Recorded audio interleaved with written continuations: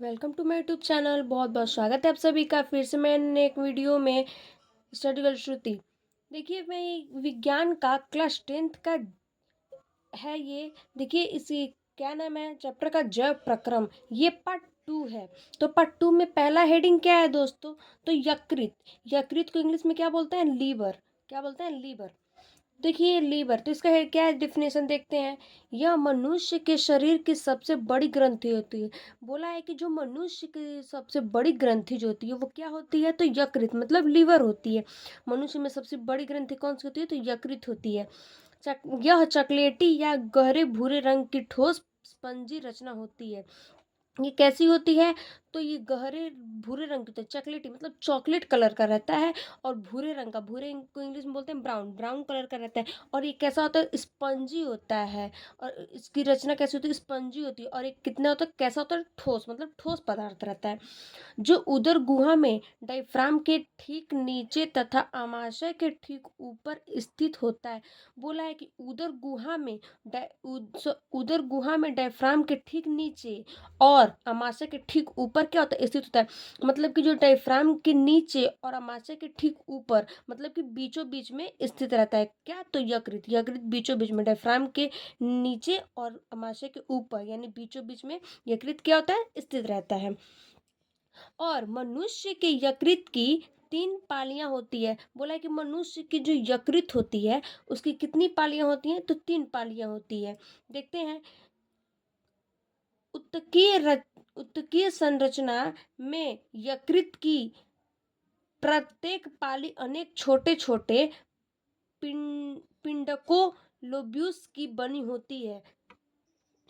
देखिए, तो बोला है कि उत्तकीय संरचना में यकृत की प्रत्येक पाली अनेक छोटी छोटी पिंडकों लोब्यूल्स की बनी थी। मतलब बोला है कि जो उत्तकीय संरचना है उसमें यकृत कैसी होती है? प्रत्येक पाली मतलब अनेक छोटे छोटे। देखिए जैसे कि ये देखिए, ये लीवर है, ये लीवर है। देखिए यकृत, इसकी स्ट्रक्चर देख लीजिए, ये यकृत है। ठीक। और ये जो आपको ये जो दिखाई दे रहा है बिंदु बिंदु, ये जो दिखाई दे रहा है पॉइंट, इसको क्या है? तो यही देखिए एक संरचना हो गई लीवर की, यकृत की संरचना हो गई ये। और ये जो आपको ब्लैक ब्लैक ये सब दिखाई दे रहा है, ये क्या है? तो इसको हम लोग बोल देंगे पिंडक को, मतलब कि अनेक है। देखिए कई हैं इसमें, तो इसको क्या बोलते हैं? पिंडक को। इंग्लिश में बोलते हैं लोब्यूलस। लोब्यूलस। और ये किसकी बनी होती है? तो ल्यूबुलस की बनी होती है, यानी पिंडकों की। पिंडकों है, इसको इंग्लिश में बोलते हैं ल्यूबुलस की बनी होती है। यही संरचना है। देखिए इसको बोलते हैं लेफ्ट लोब। मतलब कि देखिए ये है यकृत, इस यकृत में जो लिखा है ये लेफ्ट लोब, इसको क्या बोलते हैं? ये लेफ्ट लोब है, इसको हिंदी में बोलते हैं बायां पिंड। ये है क्या? बायां पिंड। और ये देखिए, ये यहाँ पे लिखा है राइट लोब, इसको बोलते हैं क्या हम लोग? दायां पिंड। ये दायां पिंड है और ये बायां पिंड है। ये देखिए लिखा है, ये लिखा है कास्टिक डक्ट। ये जो देख रहे हैं, ये जो थैली है, ये इसको क्या? ये कैस्टिक डक्ट। इसको क्या बोलते हैं हिंदी में? हिंदी में इसको बोलते हैं पित्त नली। क्या बोलते हैं? पित्त नली। ये क्या होता है? पित्त की नली है ये जो है ये पित्त की नली है। कैस्टिक डक्ट इसको बोलते हैं। देखिए यहाँ पे दिया है फेल्सीफॉर्म लिगामेंट, लिखा है फेल्सीफॉर्म लिगामेंट लिखा है। देखिए इसको क्या बोलते हैं हम लोग? ये है आप लोग का, देखिए तो ये है, इसको बोलते हैं क्या? फेली फेल्सियम फॉर्म लिगामेंट। ये है क्या? इसको हम लोग बोलते हैं पित्त नली। ये बोलता है इसको पित्त नली। और ये जो कैस्ट्रिक डट है इसको बोलते हैं पित्ताशय। देखिए ये क्या है? पित्ताशय है। और ये है दायां पिंड और ये है बायां पिंड। देखिए ये गाल ब्लाडर, ये जो है क्या? गाल ब्लाडर है।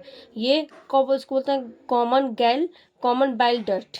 देखिए ये क्या है? लीवर की, यकृत का क्या है? स्ट्रक्चर है। फिर यही देखते हैं क्या बोल रहा है। फिर नेक्स्ट बोल रहा है, ये तो आपको दिखा दिए संरचना में कि पिंडकों की बनी होती है। जो संयोजी ऊतक की पतली परत से पृथक होती है। मतलब कि वही जो संयोजी ऊतक होती है वो पतली परत से क्या होती है, पृथक होती है। यही देखिए दे रहा है, ये दिखा रहा है। देखिए जो पतली परत है इससे क्या हो रही है, पृथक होती है। अगला नेक्स्ट है, पृथक होती है, इसे क्या हम लोग बोलते हैं, इसे और भी क्या बोल सकते हैं, इसे ग्लिसन्स संपुट, इंग्लिश में बोलेंगे ग्लिसन्स कैप्सूल, संपुट के इंग्लिश में बोलते हैं कैप्सूल कहते हैं। इसको ग्लिसन्स संपुट भी कहते हैं। आइए देखते हैं, एक नोट है, नोट को भी पढ़ते हैं। इस नोट में क्या लिखा है यकृत के बारे में, आइए इसको देखते हैं। यकृत पाली यकृत कोशिकाओं से बनी होती है। ये जो यकृत है किससे बनी होती है, तो कोशिकाओं से, मतलब कई कोशिकाओं से बनी होती है।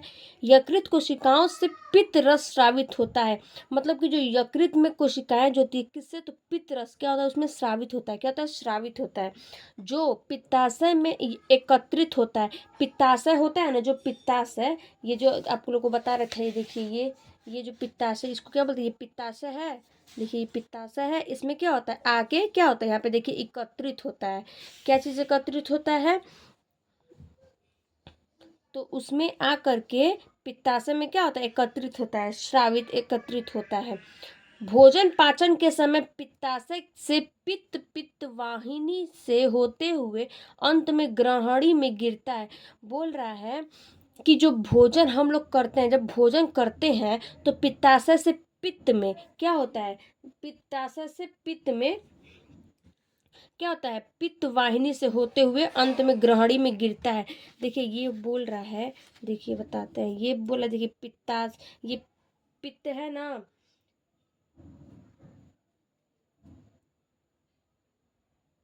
देखिए ये पित्त है, ये पित्ताशय है। तो देखिए पित्ताशय, ये पित्त में आकर के यहाँ से आता है, फिर पित्त में आके पित्ताशय में क्या होता है, आकर यहाँ पे इकट्ठा हो जाता है। देखिए यहाँ पे इकट्ठा हो रहा है ना, तो वही लिखा है इकट्ठा। क्या होता है, ग्रहणी में क्या होता है, गिरता है। तो यहाँ पे ग्रहणी में देखिए आके गिर जाता है। फिर बोला है, देखिए यहाँ पे, देखिए यहाँ पे दिखा रहा है, देखिए क्या हो रहा है, आके गिरा है यहाँ पे ग्रहणी में ना। फिर यहाँ दिखा है, बोल रहा है पित्त वाहिनी से होते हुए अंत में ग्रहणी में गिरता है। दिखा दिए, पित्त में कोई भी पाचक एंजाइम नहीं होते हैं। जो पित्त है उसमें क्या होता है, पाचक एंजाइम नहीं होता, मतलब कि पाचन क्रिया नहीं होती है। फिर भी यह भोजन के पाचन में निर्णायक भूमिका अदा करता है। ये जो भोजन के पाचन करता है उसको क्या कहता है, निर्णायक, मतलब निर्णायक भूमिका क्या करता है, अदा, मतलब कि अदा करता है। आइए देखते हैं अगला क्या है। देखिए नेक्स्ट है यकृत के कार्य, इसको इंग्लिश में बोलेंगे फंक्शन ऑफ लीवर। यकृत के कार्य, यकृत के मुख्य कार्य निम्नलिखित होते हैं। तो कौन कौन सा, देखिए इसका कार्य क्या क्या है। यकृत की कोशिकाएं पित्त रस का स्रावण करती है। बोला है कि जो यकृत की कोशिकाएं होती हैं वो पित्त रस का क्या करती है, स्रावण करती हैं। देखिए ये जो कोशिकाएं हैं, ये जो कोशिकाएं हैं क्या करती है, पित्त रस की क्या करती है, स्रावण करती हैं। ये सब जो है, ये सब क्या करती है, पित्त रस में आके क्या करती है, स्रावण करती हैं। यकृत, दूसरा है यकृत की कोशिकाएं आवश्यकता से अधिक शर्करा, मतलब शर्करा मतलब चीनी, शर्करा को ग्लाइकोजन के रूप में संचित कर लेती है। बोला है कि जो कोशिका आवश्यकता करती है, किस अधिक, किससे, शर्करा से अधिक करती, कोशिकाएं से अधिक करती है, शर्करा क्या करती है, ग्लाइकोजन में क्या करती है, रूप में संचित कर लेती है, मतलब कि बदल जाती है, किसमें, ग्लाइकोजन में। इसे और क्या कहते हैं, तो इसे ग्लाइकोजेनेसिस कहते हैं, इसको ग्लाइकोजेनेसिस कहते हैं। तीसरा क्या देखते हैं, नेक्स्ट है यह विटामिन ए का निर्माण और उसको संचित करता है। जो विटामिन ए होता है उसका निर्माण करता है यकृत। चौथा है यूरिया निर्माण में महत्वपूर्ण भूमिका निभाता है। जो यूरिया होता है, मतलब कि यूरिया जो होता है वो क्या करता है, निर्माण में क्या करता है, महत्वपूर्ण भूमिका निभाता है। ठीक, अगला है यह एक उत्सर्जी अंग का भी कार्य करता है। ये जो उत्सर्जी अंग होता है उसका भी कार्य करता है। नेक्स्ट है रक्त स्कंदन में फाइब्रिनोजन तथा प्रोथ्रम्बिन का संश्लेषण करता है। ये जो स्कंदन होता है ना, उसमें रक्त मतलब कि जैसे जो ब्लड, जो खून होता है, रक्त, उसको क्या स्कंदन में आके फाइब्रिनोजन और प्रोथ्रोम्बिन का क्या करता है, संश्लेषण करता है, मतलब कि संश्लेषण प्रदान करता है। अगला है हिपेरिन का निर्माण करता है। कौन? यकृत हिपेरिन का निर्माण करता है, और जिससे रुधिर वाहिनियों में रक्त का थक्का नहीं बनता है। बोल रहा है कि जो हिपेरिन का निर्माण करता है और जिससे रुधिर मतलब कि रक्त से वाहिनियों में क्या होता है, थक्का नहीं बनने देता है, क्या? ब्लड। अगला है नेक्स्ट, यकृत की कुप्फेर कोशिकाएं हानिकारक जीवाणुओं एवं मृत व निष्क्रिय आरबीसी का भक्षण करके उन्हें नाश करती है। ये जो यकृत होता है उसमें कुप्फेर कोशिकाएं क्या होती हैं, हानिकारक होती हैं, और ये जीवाणुओं को क्या करता है, मृत्व मतलब कि मार देता है। किसको? जीवाणुओं, जितनी बैक्टीरिया होती हैं, जीवाणु उसको क्या करता है, मार देता है। कौन? आरबीसी से निष्क्रिय हो जाता है। कौन मारता है? तो आरबीसी।